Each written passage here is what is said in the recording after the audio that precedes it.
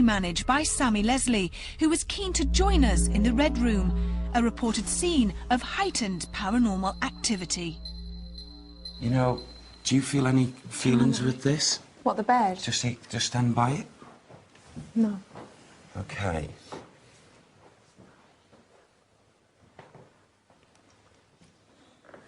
This bed, I feel, it's like just for a short space of time my mind went, and this bed was not here. And it shouldn't be here.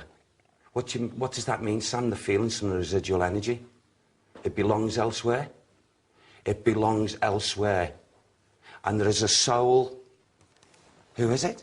There's a soul who's not happy that it's here. And he hasn't been happy since it's been brought here. And it shouldn't be here. Stop it. Stop. Step back from me. Step back from me. Well, I'll move away. Who's this angry soul? It's a man. Who is he? I'm asking for his name and he won't give it to me. But why? Why would he But there's someone... Sorry, forgive me. No, sir. There's someone who objects to him. Absolutely. And he counteracts him. Who is it? Very noble man. Mm. Yes, who is he? Norman. A man who's Norman. Mm-hmm. Counteract this spirit soul. And he stops him. Who's the name... What's the name of the spirit soul connected with the bed that Norman tries to stop? I keep on asking. I keep on asking. I'm intrigued over this. But can I say he's a group of... He's one of a group of souls, spirit souls, that was around this bed in a previous place. Right. So the only way So wherever the bed came from... It was haunted. Right. It was haunted. I'd be interested to know, from my perspective, are you getting the information from the bed? Are you getting it from Sam? Are you I'm getting a mixture of both. Here? A mixture of both. And the residual energy, when I first walked in here, it was a blank, and I walked towards here, and I didn't feel as if I wanted to step next to it. You're getting a mixture of information, some from the bed, which is kind of an emotional thing, but you're also getting messages from Sam and just from being in this room. So there's a lot of mixing. Yeah. I mean, the thing is, I never ever know. Whatever atmosphere we walk into in the Most Haunted series, I never know what we're likely to expect. It's always different. Can I ask Sammy, does any of that make any sense to you at all? Yeah. Yeah, it does make sense. It does, but it's two stories that have been crossed over. Right. Oh, right. I don't know. Okay. So these are the energies that are, you know, going... Yeah. This building appeared to hold several complex spiritual energies that for once had left our medium, Derek Acorah, slightly confused. Although this bed may be paranormal, his senses relate to another bed which is situated in Norman's room.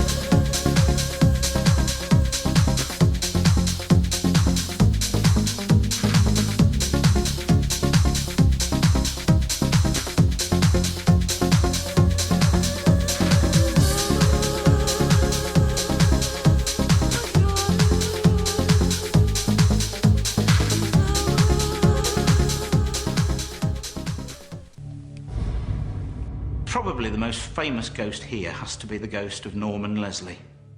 He was an officer in the Rifle Brigade, and he was killed in France at the beginning of the First World War. 2 days before his death, his mother woke in the middle of the night to see her son, Norman, standing at the foot of the bed. And he looked at her, smiled, and disappeared. The day he died in 1914, the gamekeeper was standing by the sundial at the lake, and he saw Norman in his full uniform for quite a few moments, and he wondered why he'd come back. And then, of course, he disappeared. Now, those are prime examples of what I call crisis apparitions, phantasms. They're actually still alive while the ghost's been seen. But Norman haunts the place still. He's been seen on many occasions. He's been seen by guests staying in the Red Room. There are lots of things attributed to Norman around here. I'm actually holding in my hand the sword that he was holding as he was killed in France. It was found many years later and dug up by a farmer and brought back here to the family home.